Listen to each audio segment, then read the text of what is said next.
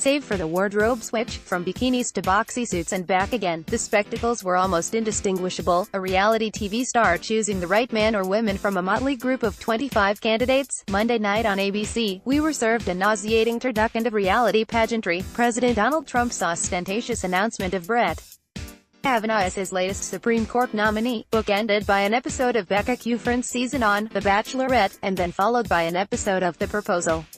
3 hours and 20 minutes of slippery salesmanship in the name of love and justice. It was enough to make anyone's brain drip out of her ears. Reality is subordinate to suspense in the narrative-making mill of primetime TV.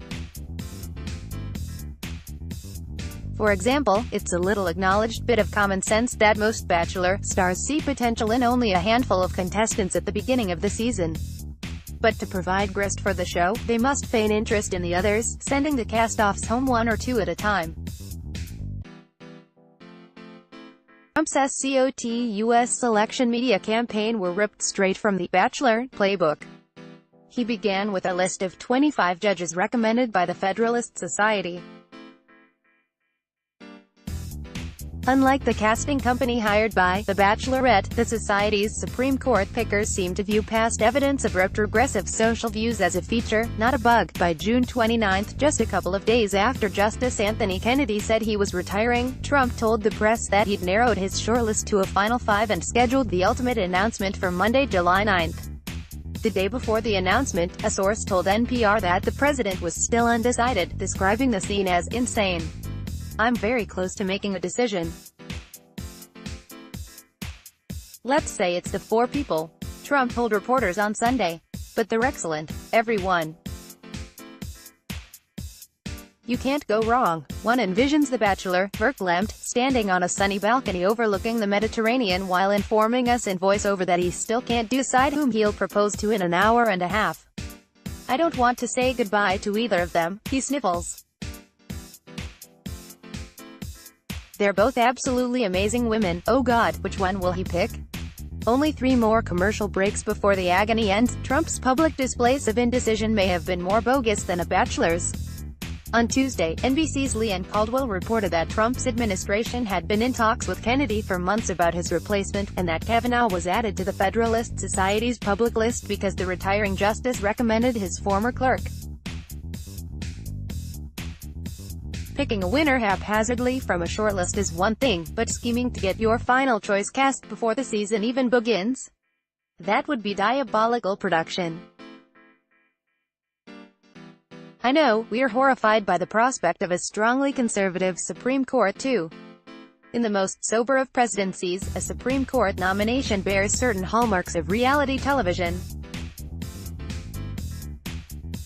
There's a special televised announcement following weeks of suspense and secrecy surrounding the potential nominees, and we all tune in to watch the president wax orotund about the sanctity of his duty and the merits of his choice.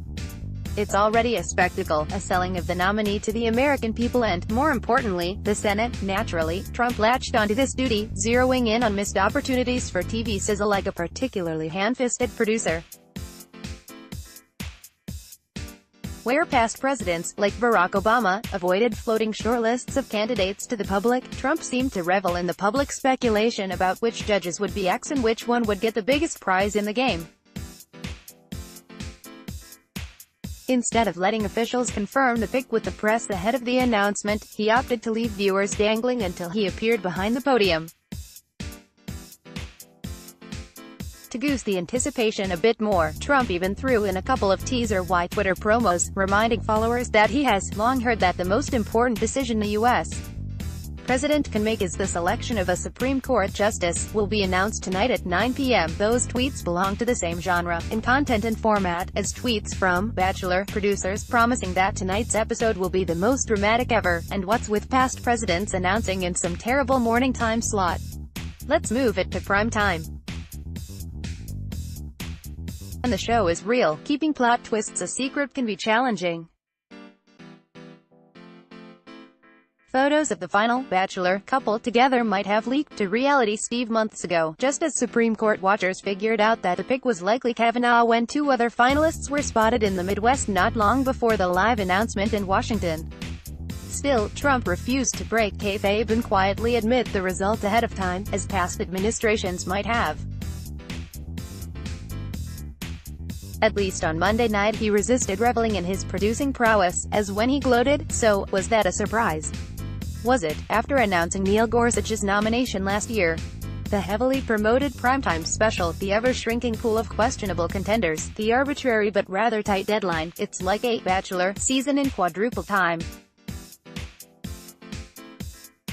The effect of this wasn't just to whip up dramatic anticipation before the live announcement, but to reduce a complex and hugely consequential decision, a lifetime appointment to the highest court in the land, to a matter appropriately decided by the protagonist's gut instincts. This seems stupid as a strategy for finding a life partner, but at least then, a person only stands to hurt themselves. For all my ethical qualms about continuing to watch The Bachelor, the show has never threatened to undermine the voting rights of black and brown people or ensure the gutting of abortion rights. With a history of right-wing rulings, like voting to uphold voter ID laws and to stop an undocumented teen from getting an abortion, Kavanaugh is expected to consolidate the conservative majority on the Supreme Court, which could mean the destruction of precedents like Roe v.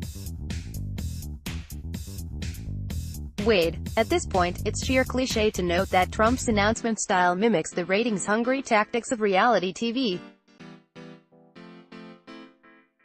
But each time, I've thought to myself, The Bachelor seems like an absurdly slapdash way to start a low-stakes romantic relationship between two people. How could we possibly think this format is a good way to nominate a Supreme Court justice? The bread and circuses may distract us from the grim outcome. Out of 22 bachelors, just one, Sean Lowe, is actually married to his fiancée from the show. If Barry Lujandek Jr.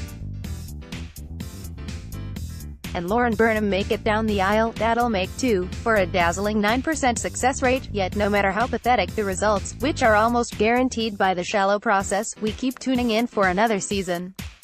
By the end of a Bachelor, or Bachelorette, season, though, the audience is usually exhausted with the lead, ready for someone new.